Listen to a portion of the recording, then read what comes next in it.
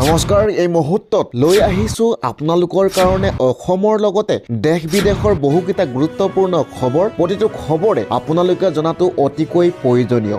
সম্পূৰ্ণ খবৰকেইটা জনাৰ আগত আপুনি যদি মোৰ চেনেলটোত নতুনকৈ আহিছে তেনেহ'লে চেনেলটো ছাবস্ক্ৰাইব কৰি ল'ব, লগতে লাইক এটা দি মোক উৎসাহিত কৰিব। এই মুহূৰ্তত দিব বিচাৰিছোঁ প্ৰথমটো গুৰুত্বপূৰ্ণ খবৰ আপোনালোকৰ কাৰণে। 22 ছাত্ৰ-ছাত্ৰীক একেলগে হত্যাৰ ষড়যন্ত্ৰ। 22 সংখ্যালঘু ছাত্ৰ-ছাত্ৰীক একত্ৰিত কৰি লৈ যোৱা হৈছিল এক স্থানলৈ। আমাৰ হাতৰ শগুনচৰাৰ নাও দুৰ্ঘটনাৰ নতুন মূৰ পোহৰলৈ আহিছে ভয়ংকৰ তথ্য। এই পৰ্যন্ত 3 শিক্ষাৰ্থীৰ নাই কোনো সন্ধান। এই দুৰ্ঘটনা পূৰ্ব পৰিকল্পিত বুলি বা হত্যাকাণ্ড বুলি আখ্যা দিছে এতিয়া পৰিয়ালে। ছাত্ৰ-ছাত্ৰীক একত্ৰিত কৰি লৈ গৈছিল আব্দুল মোতালেবে। আব্দুল মোতালেবৰ বিৰুদ্ধে উঠিছে ভয়ংকৰ অভিযোগ। ৰাজ্য জোকাৰি যোৱা ঘটনা। দুৰ্ঘটনাৰ পাছত বুৰ যোৱাসকলক উদ্ধাৰৰ বাবে অনুৰোধ কৰিছিল সকলোৱে, কিন্তু আব্দুল মোতালেব আৰু নাবেৰ আলী পাৰৰ পৰা নমা নাছিল, উদ্ধাৰ কৰিবলৈ যোৱা নাছিল। এই ঘটনা পোহৰলৈ অহাৰ পাছতে ক্ষোভিত হৈ পৰিছে গাঁওবাসী, অৰ্থাৎ সকলো চাই আছিল।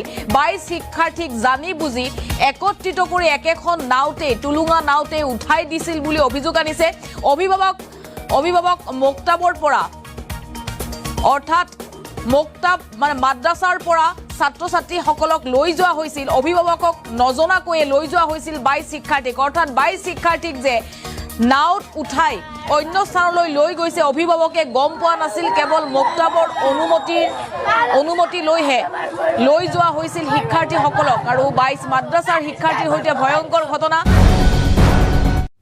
এটা ভৱিষ্যৎবাণীয়ে শংকিত কৰিছে আমেৰিকাক। চিন্তিত হৈ পৰিছে আমেৰিকা।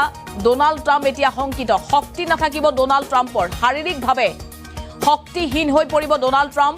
2026ত ভয়ংকৰ বিপদৰ সন্মুখীন হ'বলৈ গৈ আছে ডোনাল্ড ট্ৰাম্প। চলিত বৰ্ষতেই ডোনাল্ড ট্ৰাম্প গুৰুতৰভাৱে অসুস্থ হৈ পৰিব।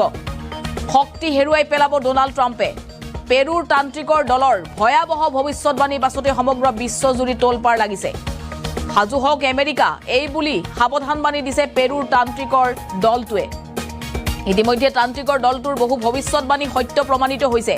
ইয়াৰে ভিতৰত ডিচেম্বৰ মাহত কৰা ভৱিষ্যৎবাণীৰ 6টা দিন পাছতেই সত্য প্ৰমাণিত হৈছিল, যাক লৈ এতিয়া সমগ্ৰ বিশ্ব চিন্তিত হৈ পৰিছে আৰু আমেৰিকা চিন্তিত হৈ পৰিছে। 2026তেই ভেনিজুৱেলাৰ ৰাষ্ট্ৰপতি নিকোলাছ মাডুৰক ক্ষমতাচ্যুত হ'ব বুলি কৰিছিল ভৱিষ্যৎবাণীৰ 6টা দিন পাছতেই ক্ষমতাচ্যুত হৈ বন্দী কৰিছিল আমেৰিকাই। এটা ভৱিষ্যৎবাণীয়ে এতিয়া আমেৰিকাকো চিন্তাত পেলাইছে, যি ডোনাল্ড ট্ৰাম্পে ইখনৰ পাছত আনখনকৈ ৰাষ্ট্ৰক টাৰ্গেট কৰি ইখনৰ পাছত আনখনকৈ ৰাষ্ট্ৰৰ ৰাষ্ট্ৰপতিক অপহৰণ কৰিছে, বন্দী কৰিছে, শেহতীয়াকৈ ইৰাণৰ ৰাষ্ট্ৰপতিক টাৰ্গেট কৰিছে।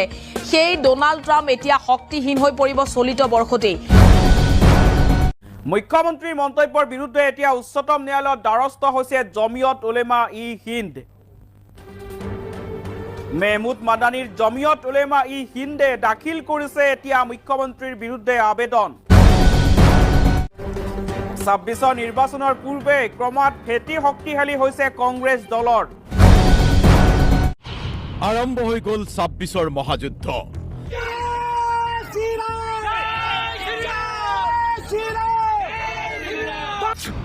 বিজেপিয়ে আৰম্ভ কৰিলে বুথ বিজয় অভিযান।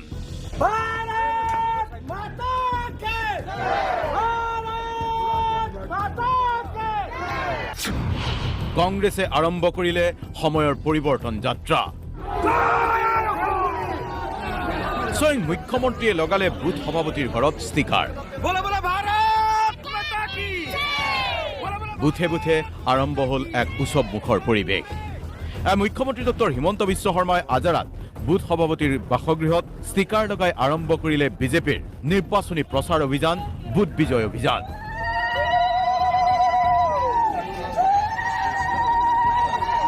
একে সময়তে কংগ্ৰেছে আৰম্ভ কৰিছে পৰিৱৰ্তন যাত্ৰা। কংগ্ৰেছৰ পৰিৱৰ্তন যাত্ৰাৰ ব্যাখ্যা দিলে মুখ্যমন্ত্ৰীয়ে। মুখ্যমন্ত্ৰীয়ে প্ৰশ্ন কৰিছে, 5 বছৰত বিজেপিয়ে অনা পৰিৱৰ্তনৰ অংশীদাৰ হ'ব নেকি কংগ্ৰেছ? কংগ্ৰেছে কি পৰিৱৰ্তন বিচাৰিছে?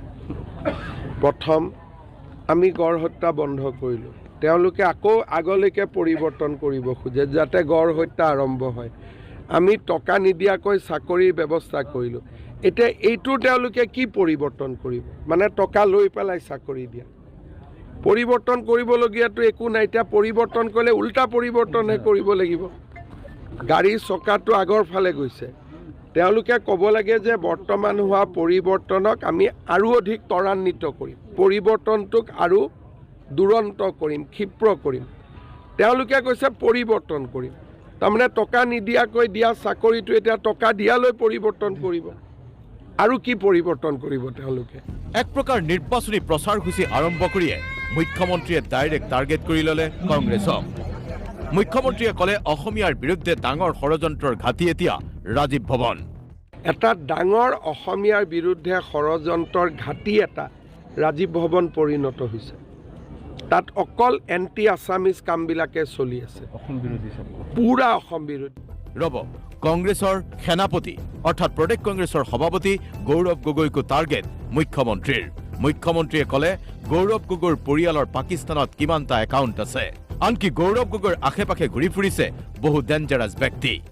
যিকেইজন ব্যক্তিয়ে গৌৰৱ গগৈৰ লগত লগ লাগি এইবোৰ কাম কৰি আছে সেই ব্যক্তিকেইজনো কিমান ডেঞ্জাৰাছ 8 তাৰিখে প্ৰথম এইটো কৈ ল'ম তাৰ পিছত এওঁলোকৰ আগে পিছে লাগি থকা মানুহখিনিৰ কথাও মই ক'ম যে এওঁলোক কিমান ডেঞ্জাৰাছ আজি আপোনালোকে গৌৰৱ গগৈক সুধিব যে তেওঁৰ পৰিয়ালত পাকিস্তানৰ বেংকত কেইটা একাউণ্ট আছে মই আজি খালি হিণ্ট দিছোঁ আপোনালোকক তেওঁৰ পৰিয়ালৰ একাউণ্টত আজিও পাকিস্তানত ৰানিং আছে বেংক একাউণ্ট চলি আছে মই 8 তাৰিখে কমেই